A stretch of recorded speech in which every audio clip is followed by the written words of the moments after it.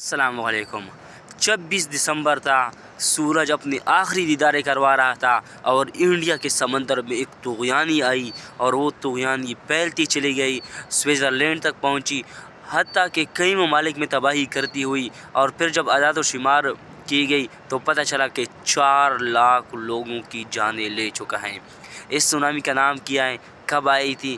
T tsunami 2004، 26 دسمبر عصر کا وقت تھا۔ انڈیا کے سمندر میں ایک طوفان آیا، اور وہ طوفان جو پہلے یہی سمجھا جاتا تھا کہ بہت چھوٹا ہے، لیکن ایسا نہیں تھا۔ اللہ تعالیٰ کی جو آفت تھی، یہ قدرتی حادثہ یہ پھیلتی چلی گئی اور پانی آسمان کی طرف اڑتا چلا گیا، ایسا اڑا کہ بہت سارے علاقوں کو اپنے لپیٹ میں لے کر، اپنی دبوچ میں لے کر تباہ کرتی چلی گئی۔ بہت ساری جانیں اس میں چلے گئے، بہت سارا نقصان ہوا، بہت سارے گھر تباہ و برباد ہو گئے۔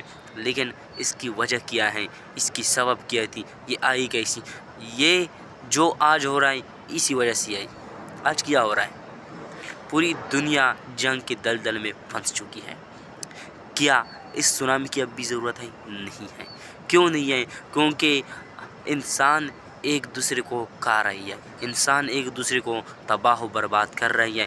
ہر جگہ پر دنیا کے جس کونے میں بھی آپ جائیں، آپ کو صرف اور صرف جنگ ہی نظر آئے گی، اس کے علاوہ کچھ بھی نہیں ہے۔ دیکھ لیں، چائنا سے لے کر امریکہ تک، آسٹریلیا سے لے کر جاپان تک، ہر جگہ پر آپ کو جنگ کے اثرات ہی دکھائی دیتے ہیں۔ اگر دیکھ لیں آسٹریلیا میں دہشت گردی کے حالیہ واقعات، جاپان کے چین اور تائیوان کے خلاف اعلان جنگ، اور اسرائیل کا مڈل ایسٹ میں جو جارحیت ہیں، اور افریقہ میں جو آپس میں ان کا تعصب ہیں، آپس میں لڑائیاں ہیں، بغاوتیں ہیں، ان کو دیکھ لیں۔ لیبیا 3 حصوں میں تقسیم ہو چکا، وہ دیکھ لیں۔ اور پھر جنوبی ایشیا میں آ جائیں، یہاں پر پاکستان انڈیا کے تعلقات دیکھ لیں، ایران افغانستان کے تعلقات دیکھ لیں، اب ایران سعودی عربیہ کے تعلقات دیکھ لیں۔ ہر جگہ پر آپ کو صرف اور صرف جنگ کے بادل ہی نظر آئیں گے۔ تو کیا ایسی صورت میں سمندر کی طوفان کی ضرورت ہے؟ کیا ایسی صورت میں زلزلوں کی ضرورت ہے؟ جیسے 2004 میں بھی ایک زلزلہ آیا تھا، یاد ہوگا۔ 2004 میں بھی پاکستان زلزلوں سے گونج اٹھا۔ زلزلوں نے پاکستان کا اتنا معاشی نقصان کیا، اتنا جانی نقصان کیا جو آخری حد کا تھا، اور انڈیا ٹی سونامی سے 2004 میں بہت زیادہ متاثر ہوا۔ وقت گزر جاتا ہے، لیکن یاد ہی رہ جاتی ہے۔ ایسا ایک عصر کا وقت تھا جب جاپان پر ایٹم بم گرے تھے، دنیا لرز اٹھی، جاپان تباہ ہو گیا، برباد ہو گیا۔ یار کس کی یاد دلائے؟ یہ عصر کے وقت کی بہت یادیں ہیں، اور آج پاکستان کی تاریخ پہ نظر ڈالیے۔ دسمبر کا مہینہ تو ویسے پاکستان کے لیے صحیح نہیں ہے۔ عمران خان جیل میں آئے، اور پاکستان تحریک انصاف کے ورکر ڈیلی بیس پہ وہ احتجاج کر رہے، لیکن نہیں ہو رہا۔ کیسے ہو سکتا ہے؟ عمران کیسے جیل سے رہا ہو سکتے ہیں؟ ایک ہی طریقہ ہے، ایک ہی راستہ ہے، ایک بہت بڑا حادثہ ہو جائے۔ کیا ہم حادثے کے بعد سیکھیں گے؟ کیا ہم اس کے بعد سیکھیں گے جب عوام میں بغاوت آ جائے؟ دیکھیں، پوری دنیا کا یہی قانون آتا رہا ہے، اور میں نہیں چاہتا کہ یہ قانون پاکستان میں ایسے ہی رائج رہے، لیکن بدقسمتی سے رائج ہو چکا ہے۔ جب کوئی حادثہ ہو جاتا ہے تب ہمیں یاد آ جاتا ہے کہ ایسا نہیں ہونا چاہیے تھا، پاکستان میں دیکھیں، عدالت کہہ چکی، آپ کا سپریم کورٹ کہہ چکا، سارے کہہ چکے کہ یار اس بندے کو رہا کیا جائے، اس بندے کا کوئی جرم نہیں ہے، لیکن رہا کیوں نہیں کر رہے؟ مسئلہ کیا ہے؟ کہاں پر مسئلہ ہے؟ Where is the problem?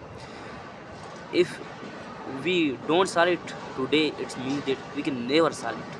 ہم کوئی بھی اس کو حل نہیں کر سکتے اگر آج حل نہیں کیا۔ حل کرنا پڑے گا اس مسئلے کو۔ اس کا سلوشن کیا ہے؟ اس کا سلوشن ہے قانون، اس کا سلوشن ہے لا، اس کا سلوشن ہے جسٹس، اس کا سلوشن یہی ہے۔ اس کے علاوہ اس کا سلوشن پاور بالکل ہی نہیں ہے۔ اگر پاور سلوشن ہوتا تو پوری دنیا پہ امریکہ کا راج ہوتا اور پوری دنیا میں امن ہوتا، لیکن نہیں ہے۔ پاور سلوشن ہی نہیں ہے ان مسائل کا۔ سلوشن کیا ہے؟ سلوشن ہے قانون پہ عمل کرنا، سلوشن ہے جسٹس پہ عمل کرنا. پوری دنیا میں بے انصافی ہیں, جہاں بے انصافی ہوتی ہے وہاں پر زلزلے بھی ہوتے ہیں, سونامی بھی آتی ہیں, وہاں پر قحط سالی بھی ہوتی ہیں, وہاں پر تباہ کاریاں بھی ہوتی ہیں. یورپ میں کیوں نہیں ہے؟ یورپ میں مدنیات نہیں ہے, یورپ میں گندہ بھی یہ چیز نہیں یار. پھر بھی سب کچھ ہم پیدا کر رہے ہیں, سب کچھ ہماری زمینوں سے جا رہا ہے. خوشحالی یورپ میں, انصاف ہے. ڈیوڈ کیمرون نے جب وہ پاناما کا مسئلہ ہے اس نے دستی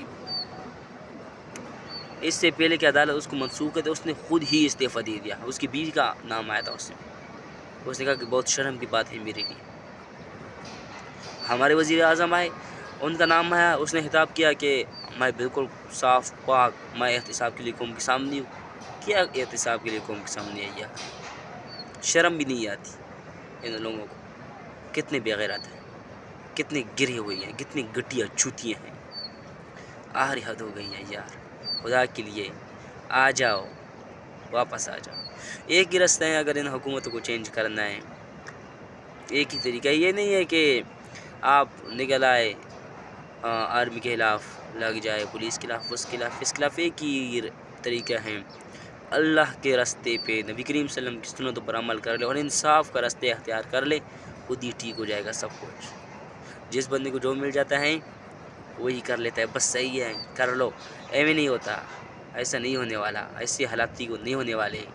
حالات ٹھیک ہو سکتے ہیں پر ہمیں وہ کرنا پڑے گا جس کا ہمیں بتایا گیا, سانو بتایا گیا, اسی وہی کریں گے. Otherwise it is impossible that